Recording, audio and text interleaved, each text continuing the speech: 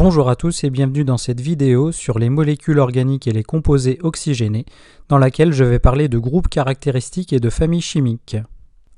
Une molécule organique est constituée principalement d'atomes de carbone et d'hydrogène. Les atomes de carbone formant ce que l'on appelle le squelette carboné de la molécule. Sur ce squelette carboné, on peut également avoir d'autres atomes qui interviennent, comme l'oxygène, l'azote, le soufre ou le phosphore. Voilà par exemple une molécule organique qui contient un squelette carboné avec 3 carbones, des atomes d'hydrogène et un atome d'oxygène relié à un hydrogène et un atome d'azote relié à 2 atomes d'hydrogène.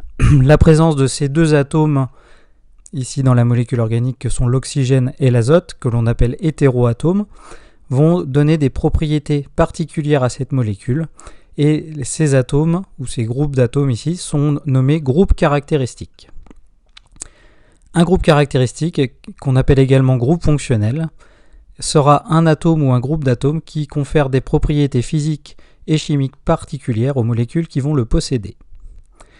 On appellera famille chimique l'ensemble des molécules possédant un groupe caractéristique identique, et évidemment une molécule pourra faire partie de plusieurs familles chimiques. Par exemple ici, OH qui est le groupe hydroxyle intervient avec la famille des alcools et NH2 qui est le groupe amino intervient avec la famille des amines. Je vais présenter quelques familles chimiques et leurs groupes caractéristiques. Tout d'abord donc la famille des alcools avec le groupement OH qui sera nommé groupe hydroxyle. Ensuite, ce que l'on appelle les dérivés halogénés, c'est-à-dire la présence d'un atome X qui est soit du fluor, du chlore, du brome ou de l'iode, donc de la famille des halogènes qui est la 17e colonne du tableau périodique.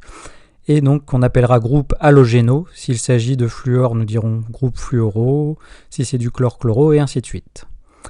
Ensuite, la famille des acides carboxyliques, ce sera la présence d'un groupement ici COH double liaison O, que l'on appelle groupe carboxyle. La famille des cétones, où nous aurons ici une double liaison CO qui se trouvera dans une chaîne. Donc c'est le groupe carbonyle. Je continue avec la famille des amines, qui contiendra donc un atome d'azote, qui fera 3 liaisons simples. C'est le groupe amino. La famille des aldéhydes, où l'on retrouve la double liaison CO, comme tout à l'heure pour les cétones, sauf que cette fois, le carbone fait une liaison avec un hydrogène et il lui reste une liaison libre, et c'est toujours le groupe carbonyle. Et enfin, pour finir, le groupe ester, qui lui possédera un groupement C double liaison O avec 2 liaisons disponibles, ce qu'on appelle le groupe ester.